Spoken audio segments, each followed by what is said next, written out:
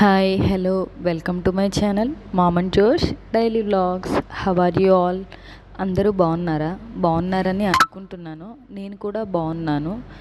ఈరోజు నేను ఒక చోటుకి బయలుదేరాను. నాకు హెల్త్ కొంచెం అప్సెట్ అవ్వటం వల్ల ఒక 1 వీక్ వీడియోస్కి గ్యాప్ ఇచ్చాను. కానీ హెల్త్ బాగలేకపోయినా నాగార్జున సాగర్ గేట్లు ఎత్తారు అని తెలియంగానే నాకైతే అక్కడికి వెళ్ళి చూడాలని చాలా అంటే చాలా ఎక్సైట్గా ఉన్నాను. నాకు హెల్త్ బాగాలేకపోయినా పర్లేదు, కానీ వెళ్ళి చూడాలి అనుకున్నాను. అందుకే ఈరోజు స్టార్ట్ అయ్యాను. సాగర్కి బయలుదేరాము. వెళ్తూ ఉంటే మధ్యలో బుద్ధవనంని విజిట్ చేశాము. అంటే బుద్ధవనం ఇప్పటిదాకా నేనైతే ఎప్పుడూ వెళ్ళలేదు. నాగార్జున కొండకైతే వెళ్ళాను, అక్కడ బుద్ధుడు బొమ్మలు అవన్నీ చూశాను. కానీ for the first time Buddhavanam ఇప్పుడే ఫస్ట్ టైం వెళ్ళానంటే లోపలికి వెళ్ళలేదండి. బయటికి తిప్పుకొని వచ్చేసాను. ఎందుకంటే నాలో ఉన్న ఎక్సైట్మెంట్ అలా ఉంది. పాపం నాతో పాటు మా వాళ్ళని కూడా వెనక్కి తీసుకొని వచ్చేసాను. వాళ్ళతో ఏం చెప్పానంటే రిటర్న్లో చూద్దామని చెప్పాను. కానీ రిటర్న్ ప్రోగ్రామ్ ఏంటో నాకు ఒక్కదానికే తెలుసు కదా. సో వెనక్కి తిప్పేసి తీసుకొని వచ్చేసాను. మళ్ళీ మేము సాగర్కి బయలుదేరాము. చూసారా, సాగర్ ఎంటర్ అయిపోయాము. ఆ నీటి తుప్పర్లు చూస్తుంటేనే అర్థమవుతుంది కదా సాగర్ ఎలా ఉందో, కృష్ణమ్మ ఎలా పరుగులెత్తుందో. చూసారా, ఎంత హ్యాపీగా ఉందంటే దాన్ని చూసిన తర్వాత నాకు అంత హ్యాపీగా ఉంది. నేనైతే ఫుల్ ఎక్సైట్ అయిపోయా. ఎందుకంటే మేము ఉండేది పల్లెటూరులో కదా. సో మా చుట్టుపక్కల రైతులందరూ హ్యాపీగా ఉండాలి అంటే నాగార్జున సాగర్ ఫుల్గా ఉండాలి. ఆ వాటర్ ఎనీ టైం రిలీజ్ చేసేటట్లు ఉంటేనే మా దగ్గర ఉన్న రైతులందరూ పంటలు బాగా పండితేనే వారందరూ హ్యాపీగా ఉంటారు కదా. సో అందుకని నేను ఇంత ఎక్సైట్ అయిపోయాను అనమాట సాగర్ని చూడగానే. ఇప్పుడు మినిమం 2-3 ఇయర్స్ నుంచి పంటలు సరిగ్గా లేక, వాటర్ లేక, పంటలు పండక చాలామంది డిసప్పాయింట్మెంట్లో ఉన్నారు. కానీ ఇప్పుడు అందరూ సాగర్ గేట్లు ఎత్తారు అని తెలియగానే నిజంగా ఫ్రెండ్స్ అసలు ఎంతమంది వచ్చారంటే అంతమంది వచ్చారు. చాలా అంటే చాలా క్రౌడ్ ఎక్కువగా ఉంది. ఇంకా ఫర్దర్ సండే కూడా ఉండటం వల్ల ఇంకా చాలామందికి వీలు కుదిరింది చూడటానికి సాగరు. చూసారా ఎలా ఉందో. అక్కడ ఉంది పాతకాలం నాటి బ్రిడ్జ్, అది మధ్యలో విరిగిపోయిందనమాట.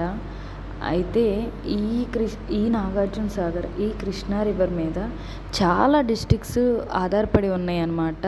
అంటే పల్నాడు కానీ, గుంటూరు కానీ, ప్రకాశం కానీ, కృష్ణా కానీ చాలా డిస్ట్రిక్ట్స్ ఈ రివర్ మీదే ఆధారపడి ఉన్నాయి అన్నమాట. ఈ వాటర్ వల్లనే ఆ డిస్ట్రిక్ట్లో ఉన్న రైతులు కూడా ఈ వాటర్ తోటే వ్యవసాయం చేస్తున్నారు.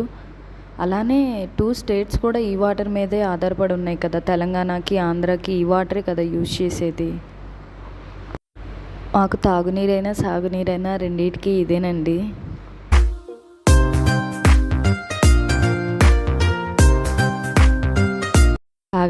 సాగర్ని చూసి ఇంకా హ్యాపీగా ఫీల్ అయ్యి నెక్స్ట్ చర్చ్కి బయలుదేరామన్నమాట.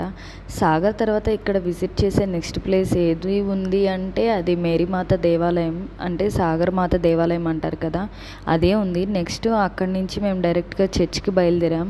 అంటే ఇక్కడ టెంపుల్ కూడా ఫేమసేనండి. టెంపుల్ కూడా వెళ్తారు, టెంపుల్ కూడా చూస్తారు. కానీ టెంపుల్ కంటే ఎక్కువగా చర్చ్కి ప్రిఫర్ చేస్తారు. చూడటానికి చర్చ్ అంటే సాగర్కి ఒడ్డునే ఉంటుంది కాబట్టి కొంచెం అక్కడ పార్క్ కూడా ఉంది, పీస్ఫుల్గా ఉంటుంది. ఇక్కడికి వచ్చిన వాళ్ళు తల వెంట్రుకలు కూడా ఇస్తూ ఉంటారనమాట. ఇక్కడే అన్నప్రాసనాలు, అక్షరాభ్యాసాలు ఇక్కడ అన్నీ చేస్తారు. అయితే అన్నిటికంటే ఎక్కువగా తల వెంట్రుకలు ఇస్తూ ఉంటారనమాట ఈ చర్చ్ దగ్గర. ఇక్కడ చర్చ్ చూసారా, మనం లోపలికి వెళ్ళగానే ఒక సైడ్ మొత్తం పిక్చర్స్ ఏముంటాయంటే జీసస్ని సిలువ ఎలా వేశారు ఏంటి అనేది అందరికీ ఫిక్స్ అయ్యే విధంగా బ్రెయిన్లో పిక్చర్స్ పెట్టారనమాట. అంతేకాదు మనం చర్చ్ బయటికి వచ్చి లెఫ్ట్ సైడ్ చూస్తే అన్నీ చిన్న చిన్న గోపురాల్లాగా వాటిలో జీసస్ని ఎలా సిలువ వేశారు అని కూడా పెడతారనమాట. అన్నీ ఉన్నాయి అవి అక్కడ. పార్క్ ఉంటుంది, అలానే సాగర్ ఒడ్డునే కదా, చల్లటి గాలి వస్తూ ఉంటుంది. పిక్చర్స్ దిగడానికి కూడా చాలా అంటే చాలా బాగుంటాయి. ఇక్కడ చర్చ్లో ప్లే ఏరియా ఉంది, చిన్నపిల్లలు ఆడుకోవడానికి కూడా చాలా అంటే చాలా బాగుంటుంది. అలానే ఇక్కడ బ్రహ్మం గారి టెంపుల్ కూడా ఉందన్నమాట. బ్రహ్మం గారి టెంపుల్లో కూడా చాలామంది మొక్కుకుంటూ ఉంటారు, అక్కడికి కూడా వెళ్తారు. ఇంకా అయిపోగానే మళ్ళీ నెక్స్ట్ తర్వాత ఎత్తిపోతలకి స్టార్ట్ అయ్యామన్నమాట. ఇది అనేది మా వాళ్ళకి తెలీదు. బికాస్ నేను రిటర్న్లో వచ్చేటప్పుడు బుద్ధవనం విజిట్ చేస్తామని చెప్పాను, కానీ మేము వచ్చిన రూట్ వేరు, వెళ్ళే రూట్ వేరు. సో నెక్స్ట్ ఎత్తిపోతలకు వెళ్ళాము. అక్కడ ఎత్తిపోతల దగ్గర మనం ఇక్కడ కిందకి స్టెప్స్ దిగి కిందకి వెళ్తే ఇక్కడ కూడా టెంపుల్ ఉంటుందన్నమాట కింద. కానీ చెప్పాను కదా హెల్త్ ప్రాబ్లం అని చెప్పి అంత దూరం నడవలేక నేను ఈసారి నెక్స్ట్ టైం చూద్దాంలే అని ఈసారికి అయితే దాన్ని స్కిప్ చేసేసాను. వాటర్ ఫాల్స్ దగ్గర ఉన్నాము, కొంచెం సేపు ఇక్కడే ఉన్నాము. ఇదంతా చుట్టూ తిరిగాము. ఇక్కడ పార్కు కూడా ఉంటుంది, తర్వాత కెఫే ఏరియా ఉంటుంది, చాలా బాగుంటుంది. మనం నేచర్కి చాలా దగ్గరగా ఉన్నాం అనిపిస్తుంది.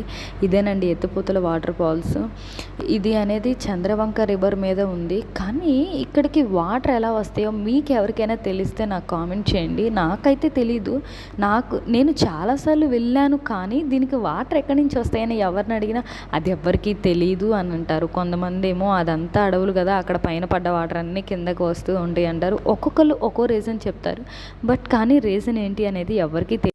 ఇక్కడ కింద మొసళ్ళు కూడా పెంచుతూ ఉంటారనమాట. దీనికి ఆపోజిట్లో ఒక పోల్కి లైటింగ్ వేశారనమాట. నైట్ టైం చూడటానికి ఇది ఇంకా చాలా బాగుంటుంది. ఓకే ఫ్రెండ్స్, మా ట్రిప్ ఇలా ఎండ్ అయింది. Please like, share and subscribe.